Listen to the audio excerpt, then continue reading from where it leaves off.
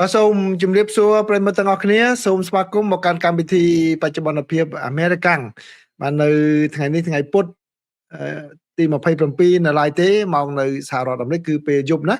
ដែលឡែកនៅប្រទេសកម្ពុជាហ្នឹងគឺថ្ងៃប្រហ័សទៅហើយទី28ខែឧសភាណាវេលាពេលព្រឹកចឹងនៅក្នុងកម្មវិធីបច្ចុប្បន្នភាពអាមេរិកាំងខ្ញុំសម្រាប់យកព័ត៌មានសំខាន់ចំនួន6មកជម្រាបជូនប្រិយមិត្តទាំងអស់គ្នាដើម្បីបានជាចំណេះដឹងបន្ថែមទៀតនៅថ្ងៃនេះណាព័ត៌មានទី3នេះបាទគឺជាការផ្ទុះនៅរោងចក្រផលិតกระดาษបាទ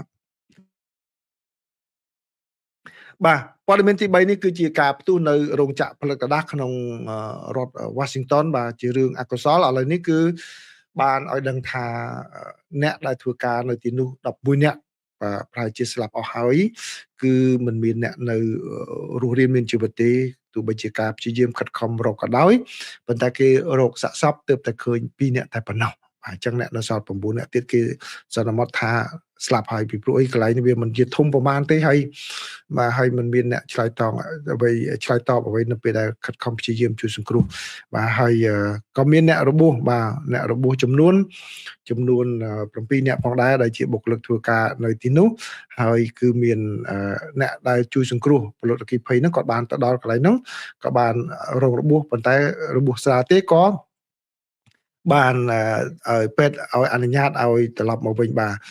នេះគឺបើតាមលោកអភិបាលរដ្ឋលោកបានបញ្ជាក់ថានេះគឺជាហេតុការណ៍មួយដែលដល់ប្រឡ័យដែលធំនៅក្នុងរដ្ឋ Washington បាទគឺលោកអភិបាលរដ្ឋលោកឈ្មោះ Bob Ferguson បាទអភិបាលរដ្ឋ Washington ក៏ថានេះគឺជារឿងមួយដែលកើតឡើងគ្រោះថ្នាក់ឧស្សាហកម្មនៅក្នុងប្រវត្តិសាស្ត្របាទទំនើបរបស់សហរដ្ឋអាមេរិកនេះបាទហើយនឹងមានសារព័ត៌មានមួយចំនួនបានរាយការណ៍ឲ្យដឹងថាមានវិធីបង្ការក៏ប៉ុន្តែឥឡូវនេះគឺជារឿងមួយដែលចៃដន្យបាទរឿងដែលខ្វះការប្រុងប្រយ័ត្នអីហ្នឹងបាទប៉ុន្តែយើងមើលទៅវាចៃដន្យពេកហ្នឹងគឺមានរឿងនៅCalifornia ហ្នឹងបាទលិចធ្លាយអីចឹងបាទហើយស្រាប់តែជំលះប្រជាពលរដ្ឋ50000នាក់ជាងជំលះចេញពីលំនៅឋានអ្នកខ្លះមកនៅ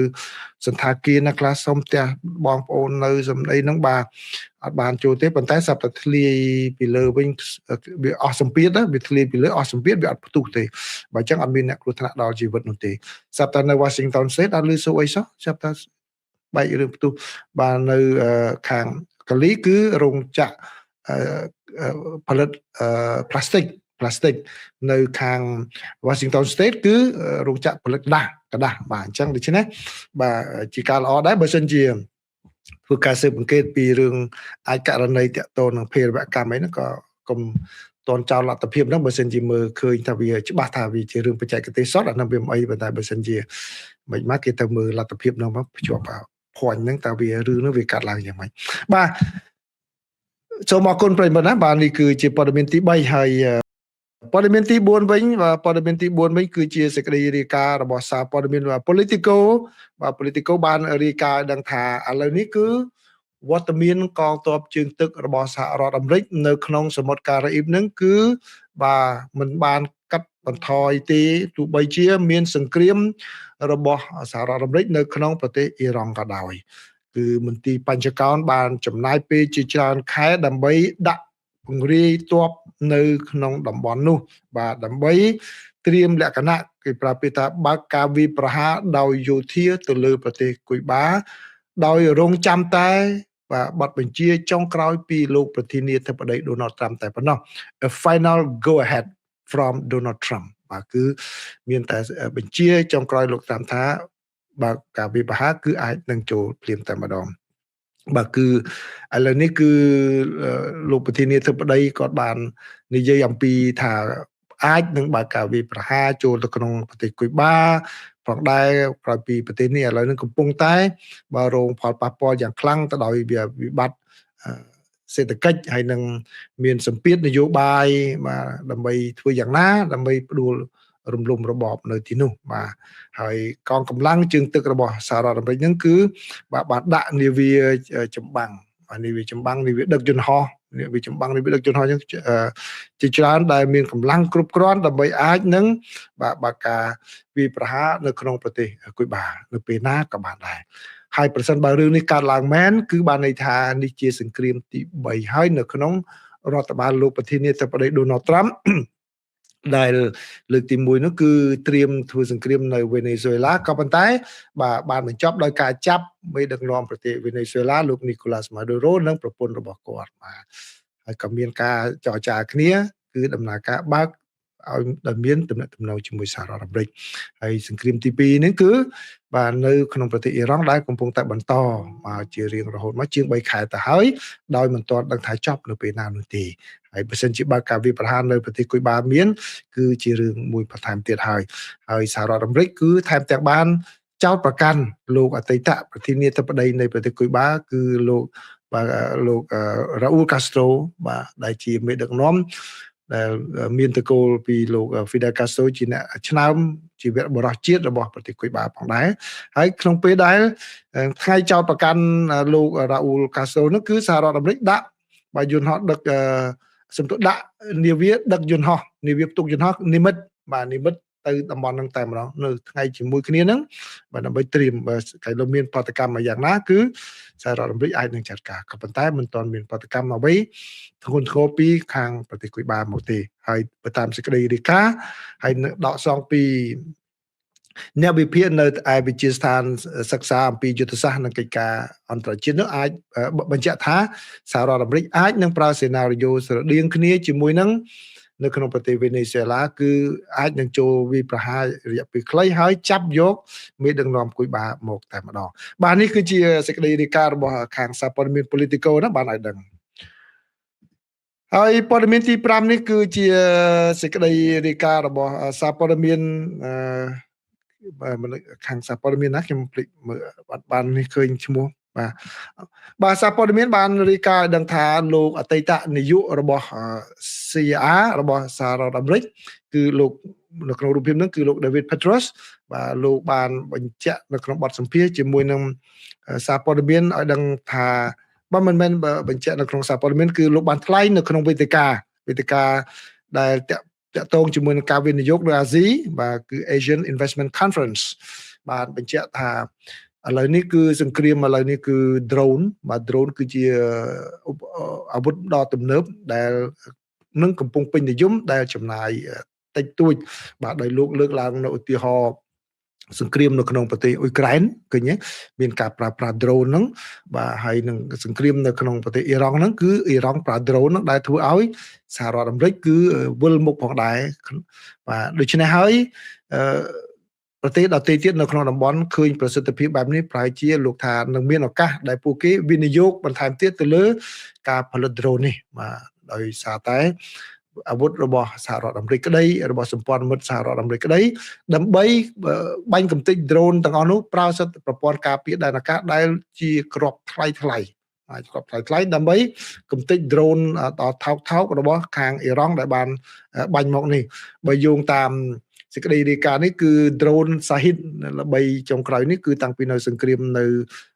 ប្រទេសអ៊ុយក្រែនហ្នឹងគឺ drone សាហ៊ីតហ្នឹងគឺរុស្ស៊ីយកទៅផលិតយកខ្លួនឯងផងហើយពីមុនហ្នឹងគឺយកទៅប្រើទៅលើអ៊ុយក្រែនហ្នឹងគឺ drone សាហ៊ីតហ្នឹងគឺផលិតក្នុងមួយតម្លៃពី$20,000 ទៅ$50,000 សហរដ្ឋអាមេរិកតែប៉ុណ្ណោះក្នុងខណៈពេលដែលប្រព័ន្ធការពារដែនអាកាសរបស់សហរដ្ឋអាមេរិកឬក៏តម្លៃក្របផ្លោងឬក៏ដូចជា missile ហ្នឹងគឺ cruise missile ហ្នឹងគឺតម្លៃរាប់លាន$សហរដ្ឋអាមេរិកបាទដែលជាតម្លៃថ្លៃអញ្ចឹងហើយបានជាក្នុងពេលកន្លងមកអ្នកវិភាគយោធាមួយចំនួនគេប្រើ drone សាហ៊ីតហ្នឹងគេហៅថាបាទ poor man's cruise missile បាទគឺបានន័យថាគឺជា missile សំកាំងរបស់អ្នកក្របាទពីព្រោះប្រសិទ្ធភាពវាដូចគ្នាបាទប្រសិទ្ធភាពនៃការបំផ្លាញដូចគ្នាហើយអាចបានឆ្ងាយដូចគ្នាក៏ប៉ុន្តែការផលិតអស់តម្លៃទាបបាទអញ្ចឹងនេះគឺជាអ្វីមួយដែលលោក David Petraeus បាទលោកជាអតីតនាយកនៃទីភ្នាក់ងារស៊ើបការសម្ងាត់របស់សហរដ្ឋអាមេរិកបានថ្លែងនៅក្នុងវេទិកានេះឲ្យគិតគូរអំពីបញ្ហានេះផងដែរដែលលោកថាប្រទេសមួយចំនួននឹងផ្ដោតទៅលើបញ្ហានេះហើយព័ត៌មានចុងក្រោយនេះគឺជាសេចក្តីរាយការណ៍របស់សារព័ត៌មាន NBC News បាទ NBC News បានរាយការណ៍ដែលបានបង្ហាញអំពីការសម្រេចចិត្តរបស់រដ្ឋបាលលោកប្រធានាធិបតី Donald Trump ដែលមិនមានពីពេលមុនមកទេនៅក្នុងប្រវត្តិសាស្ត្ររបស់សហរដ្ឋអាមេរិកដោយរដ្ឋបាលលោកត្រាំបានសម្រេចថាពលរដ្ឋអាមេរិកាំងដែលទៅតំបន់អាហ្វ្រិកណាដែលសង្ស័យថាមានឆ្លងជំងឺអេបូឡាឬក៏អីក៏ដោយហ្នឹងពេលដែលចង់ចូលសហរដ្ឋអាមេរិកនេះគឺអត់ឲ្យចូលទេគឺត្រូវត្រឡប់យកទៅដាក់នៅក្នុងប្រទេសកេនយ៉ាវិញបាទយកទៅដាក់កេនយ៉ាដើម្បីធ្វើចតាឡេសាការ៉ង់តែនណាការ៉ង់តែនគឺពិនិត្យមើលក្នុងរយៈពេល2សប្តាហ៍អញ្ចឹងថាតើមានជំងឺមិនមានជំងឺបើមិនមានជំងឺទេបាត់ឲ្យចូលសហរដ្ឋអាមេរិកបាទនេះគឺរងការរិះគន់ជាខ្លាំងដែលក្នុងពេលកន្លងមកគឺមានជំងឺអេបូឡាអញ្ចឹងអ្នកណាដែលឆ្លងជាពលរដ្ឋអាមេរិកាំងគឺត្រូវនាំចូលមកសហរដ្ឋអាមេរិកដើម្បីទទួលសេវាព្យាបាលដោយអ្នកជំនាញខាងសុខាភិបាលគឺលោកស្រី Lauren Costin ដែលជានាយកបាទនៃអង្គការសុខភាពពិភពលោកបាននិយាយថាគឺជារឿងមួយដែលមិនដែលកើតមានពីពេលមុនមកទេគាត់ថា unprecedented មិនដែលកើតឡើងពីពេលមុនមកទេគឺវាអាចនឹងធ្វើឲ្យប៉ះពាល់ទៅដល់ជីវិតរបស់ពលរដ្ឋអាមេរិកាំងពីព្រោះអីប្រព័ន្ធសុខាភិបាល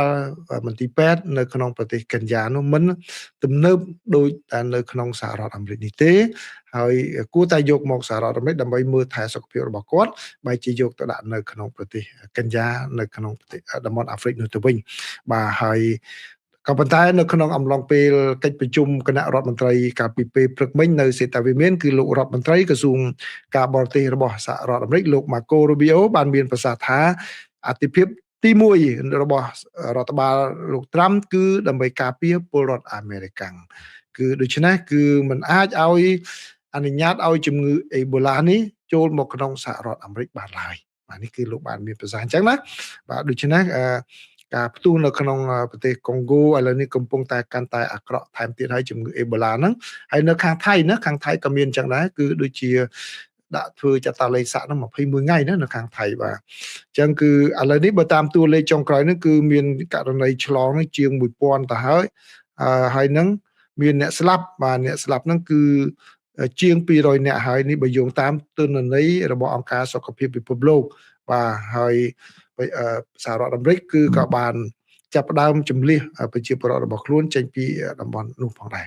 បាទនេះគឺជាព័ត៌មានសំខាន់ដែលខ្ញុំចងក្រងសម្រាប់ប្រិយមិត្តទាំងអស់គ្នានៅក្នុងកម្មវិធីបច្ចុប្បន្នភាពអាមេរិកាំងបាទអញ្ចឹងសូមអរគុណប្រិយមិត្តដែល